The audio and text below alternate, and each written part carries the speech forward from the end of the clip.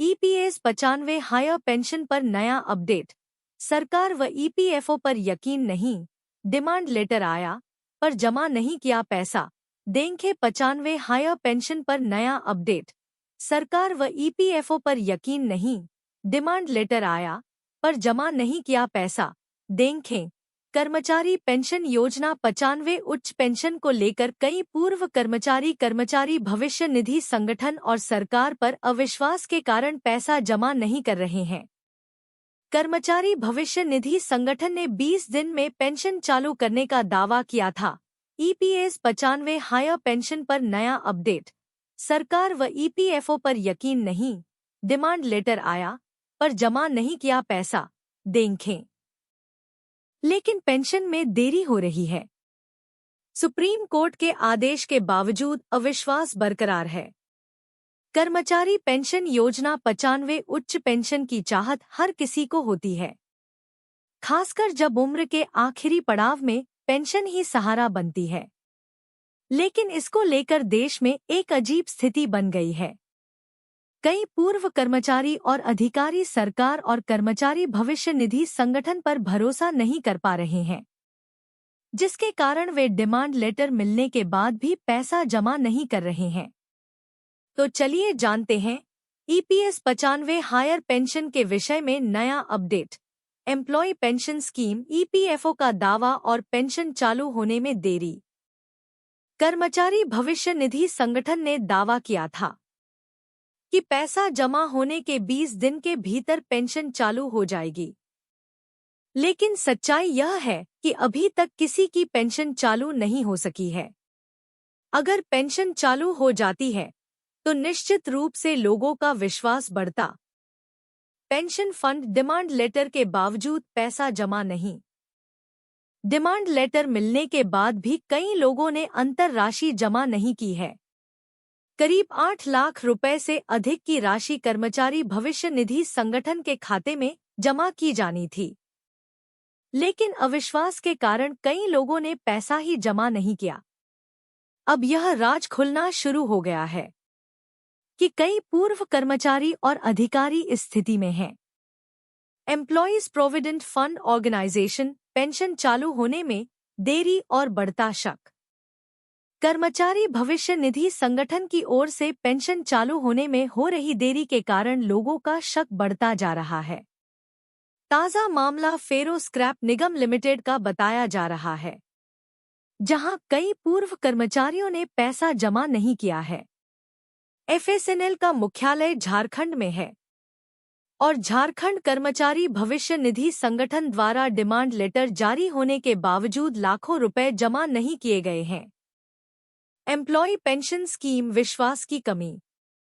C2X employees association के अध्यक्ष शांत कुमार के मुताबिक कई लोग यह सोचते रह गए कि पैसा जमा करें या नहीं। कर्मचारी भविष्य निधि संगठन और केंद्र सरकार पर विश्वास की कमी की वजह से वे पैसा जमा नहीं कर सके। पेंशन फंड सवाल और चिंताएं। अब लोग खुलकर पूछ रहे हैं कि कर्मचारी भविष्य निधि संगठन ने पैसा तो ले लिया है, पेंशन चालू करेगा या नहीं? हालांकि सच्चाई यह है कि पेंशन चालू होने में लेटलतीफी हो सकती है, लेकिन पेंशन मिलने में कोई संशय नहीं है। Employees provident fund organisation supreme court का आदेश और आश्वासन। शांत कुमार ने कहा कि सुप्रीम कोर्ट के आदेश पर कर्मचारी पेंशन योजना 95 की प्रक्रिया शुरू हुई है, इसलिए देश के सर्वोच्च न्यायालय पर विश्वास रखना होगा। किसी का पैसा नहीं डूबेगा। सरकार और कर्मचारी भविष्य निधि संगठन पॉलिसी में कुछ बदलाव कर सकते हैं, लेकिन पेंशन न देने का कोई सवाल ही नहीं उठता है। कर्मचारी पेंशन योजना 95 उच्च पेंशन को लेकर पूर्व कर्मचारियों और अधिकारियों के मन में अविश्वास का माहौल बना हुआ है। हालांकि सुप्रीम कोर्ट के आदेश और कर्मचारी भविष्य निधि संगठन की नीतियों के तहत पेंशन मिलने में कोई संशय नहीं है। सरकार और कर्मचारी भविष्य निधि संगठन को इस अविश्वास को दूर करने के लिए प्रभावी कदम उठाने की जरूरत है। ताकि पेंशन भोगियों को उनका हक मिल सके और वे सम्मान के साथ अपने जीवन का निर्वाह कर सकें। यूपीएस और ईपीएस 95 पेंशन व ईपीएफओ पर पेंशन भोगी की नाराजगी। जानिए पेंशन भोगियों की मांगे और ईपीएस 95 पेंशन व ईपीएफओ पर पेंशन भोगी की नाराजगी। जानिए पेंशन भोगियों की मांगे। यूनिफाइड पेंशन स्कीम व कर्मचारी पेंशन योजना 95 और कर्मचारी भविष्य निधि संगठन जैसे शब्द आजकल पेंशन भोगियों के बीच चर्चा का मुख्य विषय बने हुए हैं। इन योजनाओं के संदर्भ में पेंशन भोगी अपने भविष्य को लेकर चिंतित हैं और अपनी न्यूनतम पेंशन को बढ़ाने की मांग कर रहे हैं। यूपीएस और ईपीएस 95 पेंशन व ईपीएफओ पर पेंशन भोगी की नाराजगी। जानिए पेंशन भोगियों की मांगे। वर्तमान में पेंशन भोगियों की न्यूनतम पेंशन 1000 रुपये है, जिसे बढ़ाकर 7500 रुपये करने की गुहार लगाई जा रही है। तो चलिए जानते हैं यूनिफाइड पेंशन स्कीम और कर्मचारी पेंशन योजना 1995 व कर्मचारी भविष्य निधि संगठन पर पेंशन भोगियों की नाराजगी पर पेंशन भोगियों की क्या मांगे हैं। आइए जानते हैं विस्तार से। एम्प्लॉय पेंशन स्कीम पेंशन भोगियों की मांग। यूपीएस और ईपीएस 95 पेंशन व ईपीएफओ पर पेंशन भोगी की नाराजगी। इस मामले पर एक पेंशन भोगी सत्यनारायण हेगड़े का कहना है कि सरकार पेंशन में बढ़ोतरी को लेकर गंभीर नहीं है। वे आरोप लगाते हैं कि सरकार के मुखिया प्रधानमंत्री नरेंद्र मोदी ने वरिष्ठ नागरिकों की समस्याओं को नजरअंदाज किया है। हेगड़े के अनुसार पीएम मोदी की सार्वजनिक रैलियों में महिलाओं और युवाओं के लिए सहानुभूति तो दिखाई देती है, लेकिन वरिष्ठ नागरिकों को विशेष रूप से कर्मचारी भविष्य निधि पेंशन भोगियों की परेशानियों को नजरअंदाज किया जाता है।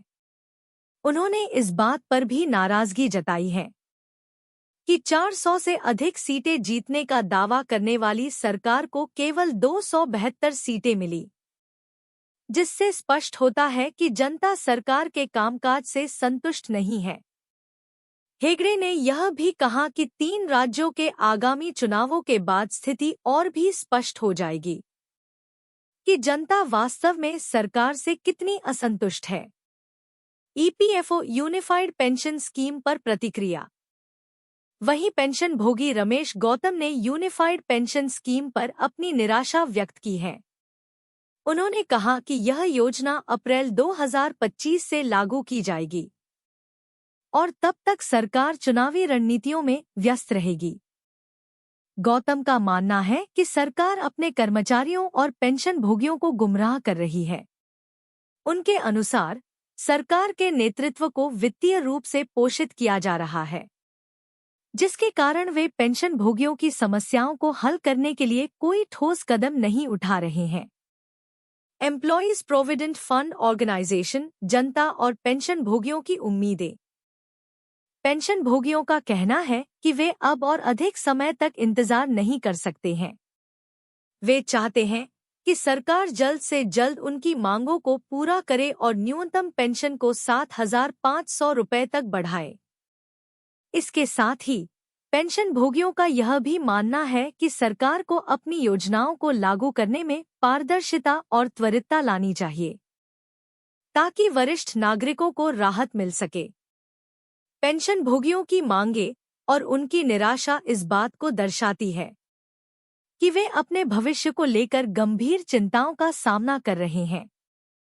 हालांकि फिर भी उन्हें उम्मीद है कि उनकी आवाज सुनी जाएगी और उनके जीवन को बेहतर बनाने के लिए उचित कदम उठाए जाएंगे।